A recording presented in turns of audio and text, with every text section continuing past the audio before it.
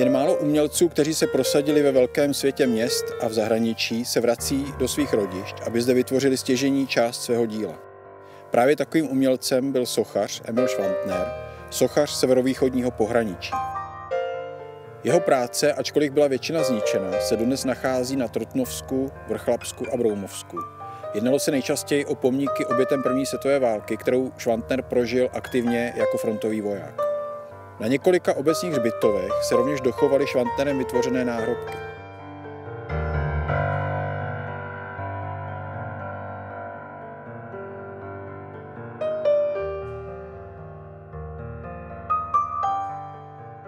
V průběhu přibližně 15 let vytvořil Švantner v Podkrkonoší a na Broumovsku kolem 40 objektů. Nejčastěji se jednalo o pomníky obětem první světové války. Bohužel došlo k jejich ničení, ať už nacistickým nebo později komunistickým režimem, ale nejvíce jich bylo zničeno v poválečném období v roce 45 a 46. Švantner totiž, který se narodil v roce 1890, prožil nejenom rakousko-uherskou monarchii, ale mladou Československou republiku, okupaci, prožil druhou světovou válku a zároveň odsun německého obyvatelstva v poválečném období.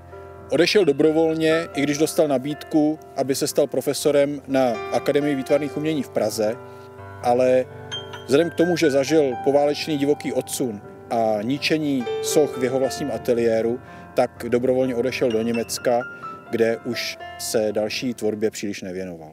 V tomto dokumentárním seriálu se budeme těm zbytkům Švantnerova díla, které v regionu severovýchodních Čech lze ještě nalézt, věnovat. A tam, kde už nejsou pomníky na svém místě, si pomůžeme dokumentárními materiály. Pojďme se nyní tedy podívat na zbytky Švantnerova umění, kterých si dodnes můžeme vážit a které v mnoha obcích jsou dnes obnovovány, restaurovány a Švantnerovo dílo je opět na výsluní a vrací se i do povědomí české konzistorie.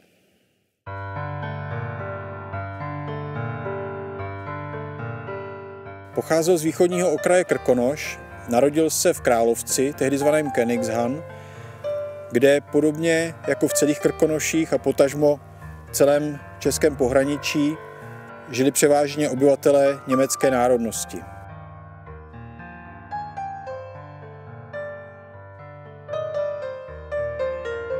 Zde v sedle mezi Vraními horami a Rýchory strávil Švantner své dětství. Nejprve v Královci a po smrti své matky, která zemřela, když mu bylo 5 let, žil s otcem a macechou v nedalekém Bobru. Švantner už odmala projevoval výtvarné nadání, vystřihoval figurky z papíru, modeloval z hlíny a podobně. Jeho otec v té době provozoval hostinec v Bobru, kde ho navštěvoval modelář žacerské porcelánky Hartmann a ten rozpoznal mladý talent a slíbil malému Emilovi, že až mu bude 14 let, vezme ho do učení. A skutečně, jak slíbil, tak splnil a v žacerské porcelánce tedy počíná umělecká kariéra Emila Švantnera. Majitel porcelánky Theodor Pohl potom později poskytl Švantnerovi stipendium, aby mohl studovat v Teplicích v Čechách na keramické škole a tam vznikaly první sochařská nebo spíše modelářská dílka Emila Švantnera. Jeho umělecké ambice však byly poměrně vysoké a proto školu nedokončil a přihlásil se na Pražskou akademii výtvarných umění. A právě vzhledem k jeho skutečně neobvyklému talentu prosadil Josef Václav Myslbek jeho přijetí na akademii, i když neměl dokončené střední vzdělání. Takže Emil Švantner začíná v roce 1909 studovat v Praze sochařství u profesora Jana Šturzy na Akademii výtvarných umění.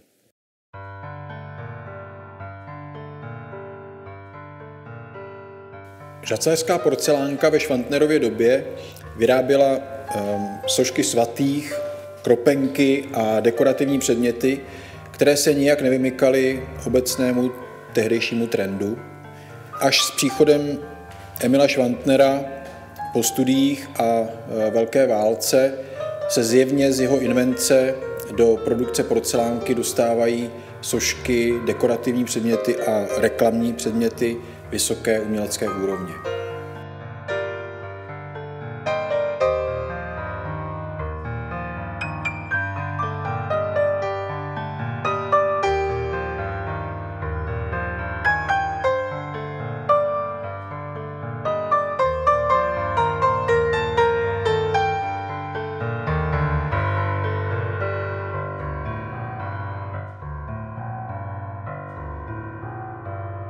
Že tento segment Švantnerovy tvorby majitel porcelánky Theodor Pohl vítal a podporoval, je zřejmé nejen z různorodosti a počtu těchto sošek, ale také z kašny, kterou si nechal od Švantnera vytvořit před svým sídlem v Křenově Krinsdorfu.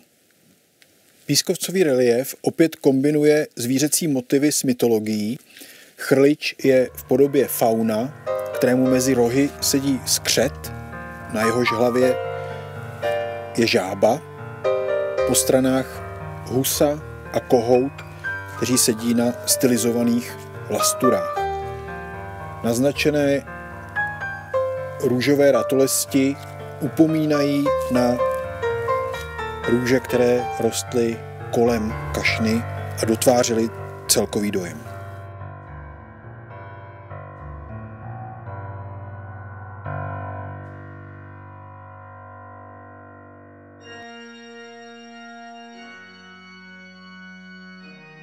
Radvanice u Trutnova jsou jedním z míst, kde památník obětem první světové války od Emila Švantnera je nejen dochován, ale byl přemístěn na vhodné pietní místo, a to na hřbitov, který se nachází vedle kostela svatého Jana Křtitele.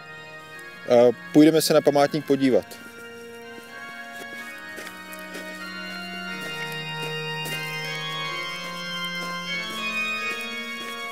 Památník v Radvanicích byl instalován v roce 1922. Je to jeden z těch prvních, které Švantner vytvořil na Trutnovsku a původně stál u hlavní silnice proti tehdejší radnici a zde nalezl své nové místo na hřbitově. Předně vidíme na památníku, jak devastující první světová válka byla pro zdejší obce, kolik jmen je vytesáno na hlavní desce a jak důležitý ten památník pro tu obec byl, protože si musíme uvědomit, že toto všichni jsou zemřelí, kteří během 4 let války přišli o život. Švantner, který měl silné sociální cítění, to vyjadřoval právě tím smutkem vdovy a sirotka po zemřelém vojákovi, a jak vidíme, tak ta postava mužská je v takové smutnící póze a ten atribut vlastně boje, kterým je tady ta helma, který je vyjádřen tou helmou, má u svých nohou. Je to vlastně skončený boj. Dýka je v klidové pozici za pasem. Tento motiv se potom opakuje u celé řady dalších soch.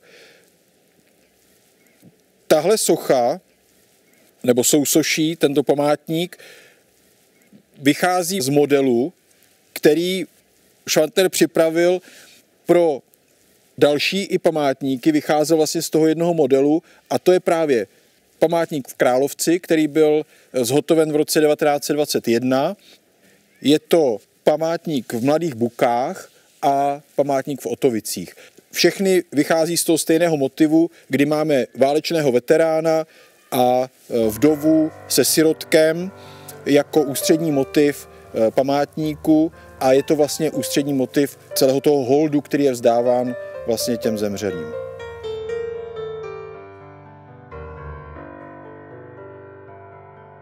V Královci, ze kterého Emil Švantner pocházel, logicky vznikl památník obětem první světové války jako jeden z prvních v roce 1921 a tou hlavní postavou je tam skutečně válečný veterán, invalida, stařec, který je zobrazen ve skutečně jaksi útrpné póze a na jeho protější straně je tedy matka s dítětem.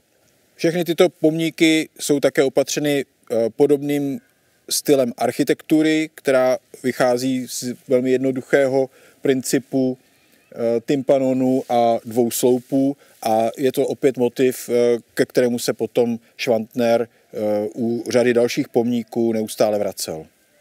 Památník byl věnován a sbírkou uhrazen místním spolkem ostrostřelců a válečných veteránů a kromě té dedikace s vročením 1922 vidíme i signaturu Schwantner-Bartoš Trautenau, což byl tandem sochaře a kameníka, který spolupracoval na mnoha z těchto památníků, jak uvidíme i v dalších obcích.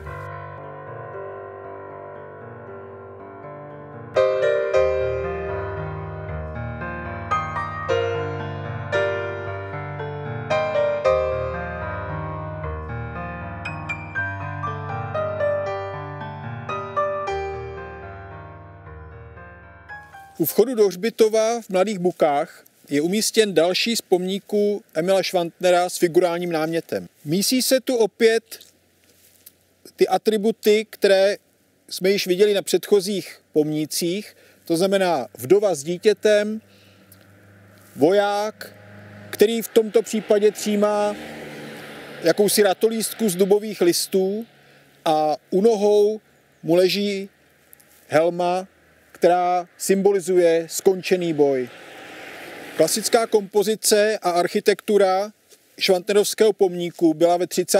letech doplněna další architekturou, která si vysloužila poněkud posměšnou přezdívku autobusová zastávka, ale ta byla v rámci restauračních prací na pomníku kompletně odstraněna.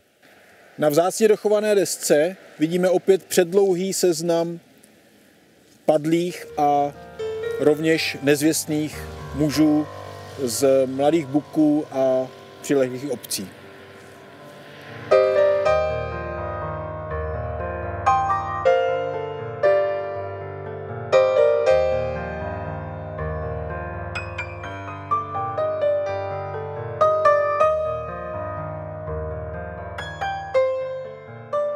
O tom, jaký význam měly pomníky obětem první světové války pro jednotlivé obce, svědčí jejich umístění.